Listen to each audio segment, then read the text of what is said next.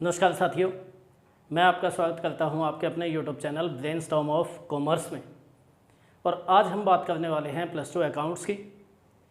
और plus two accounts में आपको पता है हमारा टॉपिक चला हुआ है नोट फॉर प्रॉफिट ऑर्गेनाइजेशंस का, जिसमें हमने नोट फॉर प्रॉफिट ऑर्गेनाइजेशंस के मीनिंग के बारे में बात कर ली थी। उनके फीचर क्या हैं यानी विशेषताएँ क्या हैं उनके बारे में बात हो चुकी है। और फिर हमने बात की थी रिसीप्ट्स एंड पेमेंट्स अकाउंट के बारे में।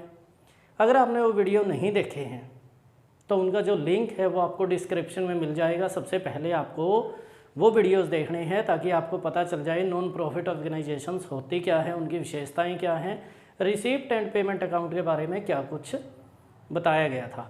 आज का जो हमारा टॉपिक है उसमें हम बात करने वाले हैं डिफरेंस किसका, प्रॉफिट अर्निंग और नॉट फॉर प्रॉफिट ऑर्गेनाइजेशंस का। अगर मैं हिंदी की बात करूँ, लाभ कमाने वाली और लाभ न कमाने वाली संस्थाओं के बीच में अंतर क्या है।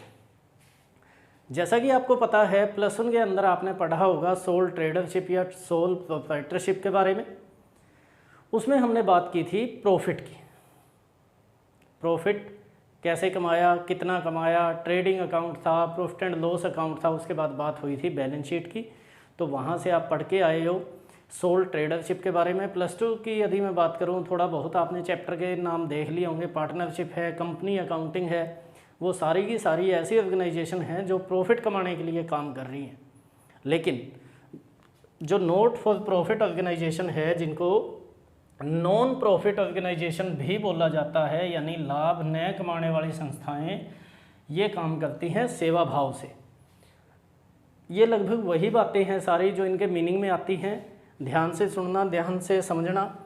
पहला जो पॉइंट आपके सामने आता है वो आता है प्राइमरी मोटिव। हिंदी की अगर मैं बात करूँ, इसको आप कह सकते हो मुख्य उद्देश्य। अगर मुख्य उद्देश्य की बात की जाए तो जो लाभ कमाने वाली संस्थाएं हैं, देखिए यहाँ लिखी गई हैं लाभ कमाने वाली संस्थाएं और यहाँ लिखी गई हैं लाभ न कमाने वाली संस्थाएं। जो हमारी लाभ कमाने वाली संस्थाएं हैं, इनके तो नाम में ही क्या आता है, प्रॉफिट अर्निंग। मतलब ये ऐसी ऑर्गेनाइजेशन है जो केवल और केवल लाभ कमाने के लिए काम करती है। इनका उद्देश्य केवल एक ही है, प्रॉफिट मैक्सिमाइजेशन। ये सिर्फ इस बारे में सोचती हैं कि ज़्यादा से ज़्यादा प्रॉफिट कैसे कमाया जाए। इनका उद्देश्य है सिर्फ प्रॉफिट कमाना। दूसरी तरफ यदि बात की जाए नॉट फॉर प्रॉफिट ऑर्गेनाइजेशंस की, इनका उद्देश्य है सर्विस का। ये चाहती हैं कि जो ज़रूरतमंद लोग हैं, लोगों की सहायता की जाए, लोगों की सेवा की जा सके। केवल यही इनका मुख्य उद्देश्य है। ये कभी भी प्रॉफिट के बारे में नहीं सोचती। ये केवल यही बात करेंगी कि आखिर हम कैसे ज़रूरतमंद लोगों की सेवा कर सकते हैं। दूसरा पॉइंट इसमें आया कैपिटल और कैपिटल फंड का। आपको पता है जब भी कोई बिजनेसमैन अपना बिजनेस शुरू करेगा, प्रॉफिट अर्निंग ऑर्गेनाइजेशन यदि शुरू की जाएगी तो सबसे पहले आपको उसमें कुछ इन्वेस्टमेंट करनी पड़ेगी। और वो जो इन्वेस्टमेंट है वो होती है कैपिटल के रूप में। आपको कुछ ना कुछ पैसा लगाना पड़ेगा। वो पैसा लगाया जाएगा किसके रूप में, कैपिटल के रूप में। इसका मतलब क्या है कि आपकी जो लाभ कमाने वाली संस्थाएं हैं उसमें क्या देखने को मिलती है, उसमें मिलती है कैपिटल। दूसरी तरफ जो हमारी नॉट फॉर प्रॉफिट ऑर्गेनाइजेशन हैं, इनमें कैपिटल तो होती है, लेकिन कैपिटल के साथ क्या जोड़ा जाता है, फंड। क्योंकि यहाँ जो पैसा लगाया जाता है वो कभी भी लाभ कमाने के उद्देश्य से पैसा नहीं लगाया जाता।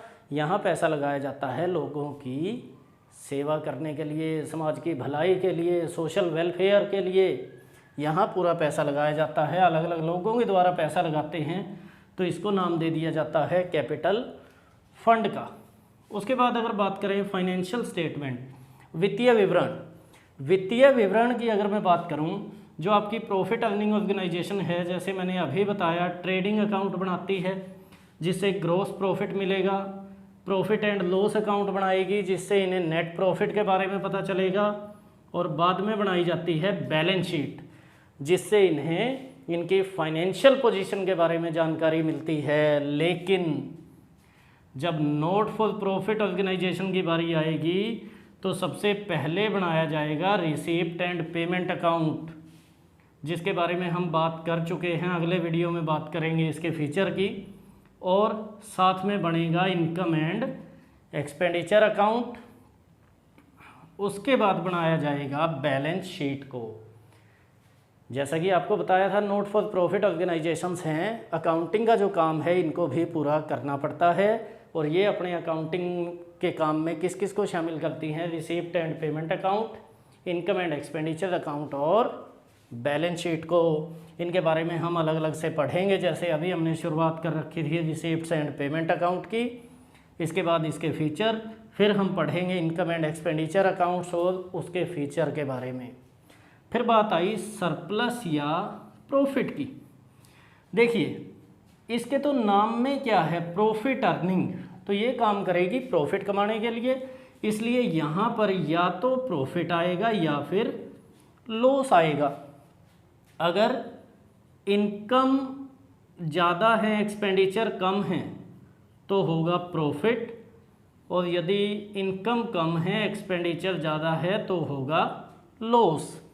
लेकिन यहाँ प्रॉफिट या लॉस नहीं आता, यहाँ आता है सरप्लस या फिर डेफिसिट। मैंने मीनिंग में भी आपको बताया था कि जैसे ही जगह बदलती है वैसे ही इस प्रॉफिट का नाम भी बदल जाता है। सरप्लस आपको कब होगा? When income is greater than expenditure, ये होगा सरप्लस। और यदि इनकम कम हो, एक्सपेंडिचर ज़्यादा हो, तो ये होगा डेफिसिट। उसके बाद डिस्ट्रीब्यूशन ऑफ प्रॉफिट। देखिए, अगर प्रॉफिट अर्निंग ऑर्गेनाइजेशन के अंदर 2 या 3 लोग मिलकर काम कर रहे हैं प्रॉफिट कमाने के लिए, तो जाहिर सी बात है, सीधी सी बात है, जितना भी उनको प्रॉफिट होगा उस प्रॉफिट को डिस्ट्रीब्यूट कर लिया जाएगा आपस में। मान लीजिए 2 आदमी हैं, ए है और बी है, इनको प्रॉफिट हुआ 50,000 रुपये का। जैसे भी इनके बीच में एग्रीमेंट हुआ है, तो ये दोनों प्रॉफिट ले जाएंगे। हम इनका 50-50 मान लेते हैं। 25,000 किसको मिलेंगे? ए को, और 25,000 किसको मिलेंगे? बी को। प्रॉफिट का डिस्ट्रीब्यूशन हो जाएगा। लेकिन जो हमारी नॉट फॉर प्रॉफिट ऑर्गेनाइजेशन है, इनमें प्रॉफिट को नहीं बांटा जाता। पहली बात तो इनमें प्रॉफिट होता ही नहीं, इनमें क्या होता है? सरप्लस। दूसरा, जो हमारी नॉट फॉर प्रॉफिट ऑर्गेनाइजेशन है, प्रॉफिट अर्निंग ऑर्गेनाइजेशन में ये क्या होते हैं? ओनर। लेकिन यहाँ ओनर नहीं होते, यहाँ होते हैं मेंबर। और मेंबर कभी प्रॉफिट लेकर नहीं जाते। यहाँ जो भी इनके पास पैसा बचेगा, जो भी सरप्लस के तौर पे पैसा बचेगा, उसको किस में जोड़ दिया जाएगा? कैपिटल फंड में जोड़कर अपने पास रख लिया जाएगा, ताकि भविष्य में भी उससे काम किए जा सके। तो ये कुछ एक डिफरेंस थे प्रॉफिट अर्निंग और नॉट फॉर प्रॉफिट ऑर्गेनाइजेशंस के बीच। जल्दी जल्दी रिपीट करते हैं, क्विक रिवीजन लेते हैं एक बार। प्राइमरी मोटिव प्रॉफिट अर्निंग का प्रॉफिट कमाना है, और नॉट फॉर प्रॉफिट का सर्विस मोटिव है। कैपिटल और कैपिटल फंड, प्रॉफिट अर्निंग में कैपिटल आएगी और नॉट फॉर प्रॉफिट में कैपिटल फंड आएगा। फाइनेंशियल स्टेटमेंट, प्रॉफिट अर्निंग में trading account, profit and loss account और बैलेंस शीट, इसमें मैन्युफैक्चरिंग अकाउंट भी बनता है। लेकिन नॉट फॉर प्रॉफिट में receipt and payment account, income and expenditure account और बैलेंस शीट। सरप्लस और प्रॉफिट, अगर हो प्रॉफिट अर्निंग तो बात होगी प्रॉफिट या फिर लॉस की, लेकिन अगर हो नॉट फॉर प्रॉफिट तो बात होगी सरप्लस या डेफिसिट की।